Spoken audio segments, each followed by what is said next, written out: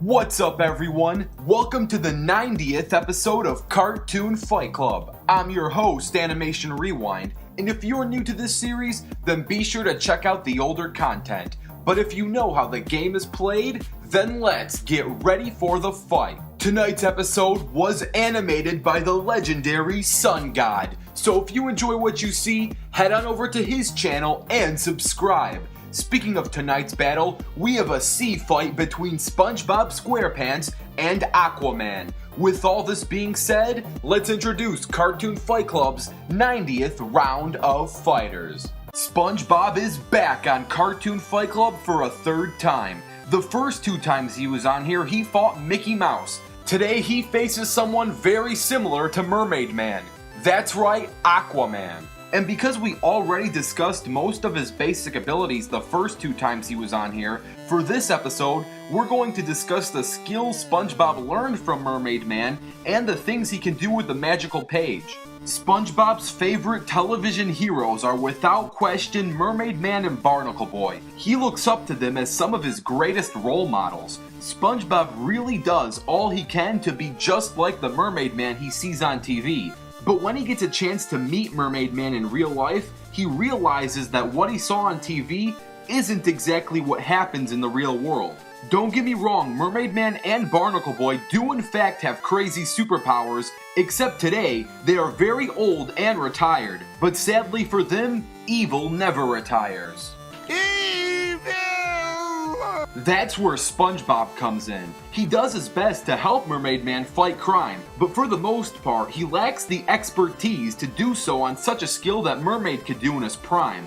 However, thanks to SpongeBob's inconsistent Toon Force, it can easily be argued that SpongeBob himself is actually more powerful than Mermaid Man. Because what SpongeBob lacks in crime-fighting experience, he makes up with his Toon Force and powerful imagination. His imagination contains the last page in the magical book of the universe. With this page, SpongeBob has access to wishing for nearly anything. Now the page does have limits. Bubbles the dolphin stated that it only has the power to destroy the universe, so SpongeBob wouldn't be able to wish for anything beyond that. But even with the universal boundary, the limits on this page are seemingly endless. SpongeBob has used this page many times to warp reality, give him new abilities on the fly, and rewrite story plots. Overall, SpongeBob is a sea sponge who aspires to be as great as Mermaid Man once was, but not to his knowing, he may already be greater. From one undersea hero to another, let's discuss Aquaman. Like many of the heroes in the DC multiverse, there are plenty of Aquamen. Some are full Atlantean, some are half human, half Atlantean, some are born with powers, some gain their powers, and some go through a little bit of both. For this episode, we are going to focus on the New 52 Aquaman. New 52 Aquaman is half human, half Atlantean. His father, Thomas, is just a normal lighthouse keeper, and his mother, Atlanta, is the former queen of Atlantis. I say former because, like most superheroes, Aquaman's mother is dead. Because Aquaman's brother, Ocean Master, killed her so he could be king. And it was Ocean Master's evil ways that indirectly forced Arthur Curry to adapt into the water hero we all know today. Long story short, Aquaman defeated Ocean Master and is now the true rightful king of Atlantis. Aquaman is quite a powerful hero. He can swim up to speeds of 150 miles per hour and can lift 150 times his body weight, which puts his max lifting strength at nearly 50,000 pounds. He also possesses superhuman durability, being able to swim at the bottom of the ocean. Some of the strongest submarines can't even survive water pressure that deep, so for Aquaman to be able to casually last down there is some crazy amounts of strength. Aquaman's signature ability is known as marine telepathy.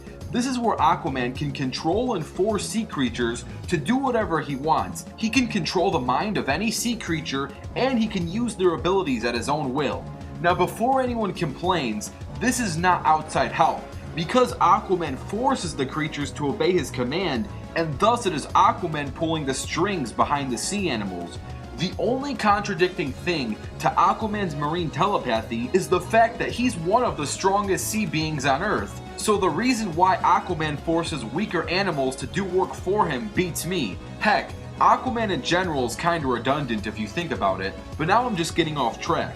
With the Trident of Neptune, Aquaman can control all the tides and create massive tsunamis and bend water at his will. He can also unleash blasts of lightning. This thing is also really sharp and makes for a great close combat weapon. Now Aquaman is pretty powerful, but he does have his limits. He can easily become water deprived if he's out of the ocean's reach for too long. This would drain his powers, and if he's out long enough, he would go into a coma. Plus, if Aquaman is beaten hard enough, he has died before from physical wounds alone. Overall, Aquaman is one of the strongest marine characters in the DC universe. He has the ability to control any marine creature at his will, but if he's out of water for too long, he can enter a severe coma. And now, let's get ready for the fight. This battle's going to take place in Bikini Bottom with no prep time. Let the battle begin!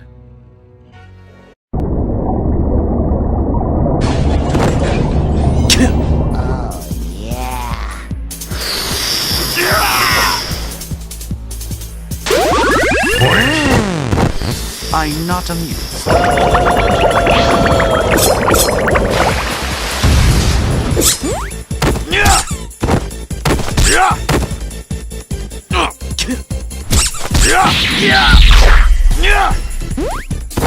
I call upon the sea!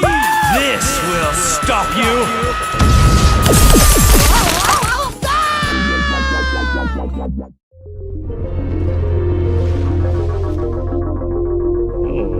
Okay. Actors. You can't hide what's inside. Because with this pencil and the completion of this essay, I'll be one step closer to my driver's license. Please wake up! You dare! What are those Neanderthals up to?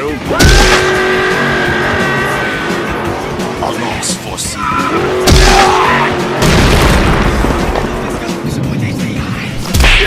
Even kings can bleed.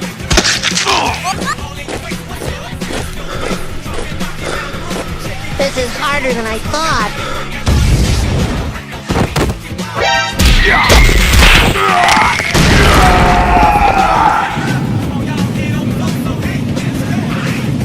A few moments later.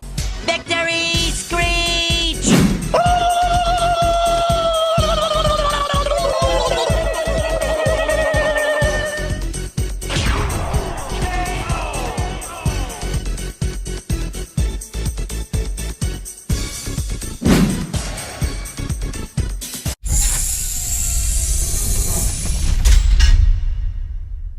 Well, it looks like SpongeBob is still undefeated. Now, before we discuss why he wins, I want to give a special thanks to the Sun God himself, the Sun God. So, if you enjoyed what you saw, head on over to his channel and subscribe. Now, let's discuss SpongeBob versus Aquaman. Now, SpongeBob winning might come as a surprise since he's a sea creature, and Aquaman's signature abilities to command sea creatures to his will. But SpongeBob has plenty of ways around Aquaman's marine telepathy. For starters, SpongeBob can survive and fully function without a brain. He once let Patrick borrow his brain for a whole week. So once SpongeBob removes his brain, there would be nothing for Aquaman to telepathically communicate to, since SpongeBob's brain would be disconnected to his body. Secondly, SpongeBob has the Toon Force to not only be aware of mind control, but also fight against it. Plankton has tried to control SpongeBob's brain many times, but always fails to do so. He once rebuilt a SpongeBob robotically, and even the robot SpongeBob that was designed to listen to Plankton wouldn't listen to Plankton. Basically, SpongeBob's brain does not work like a normal brain. It's actually so useless that he doesn't even need it to think or survive. Heck, to an extent, SpongeBob can't even control his own mind, so for a third party like Aquaman to do it, it would actually be kind of a stretch. And then there's the magical page. which kinda makes this whole thing a bit unfair, because with the page, SpongeBob could pre-write himself a plot with him as the victor. Now this does not mean that SpongeBob can win every battle he faces with this page. The page does have its clear limits, but even without the page, SpongeBob has the Toon Force to do crazy high tier things like go full Goofy Goober and use the power of rock and roll to his advantage.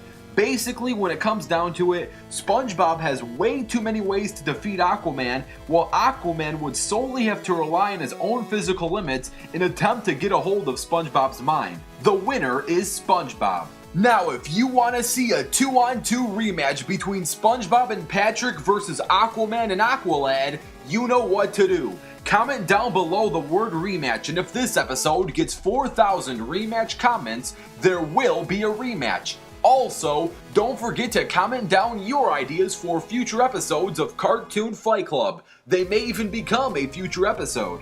And stay tuned, because the next fighters are going to be revealed on the next episode of Cartoon Fight Club.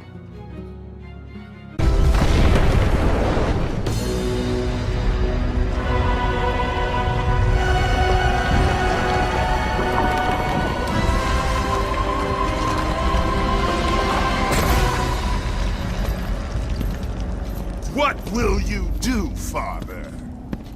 You can no longer hide behind the skirts of Athena. Athena is dead because of the rage that consumed you, Kratos. What more will you destroy?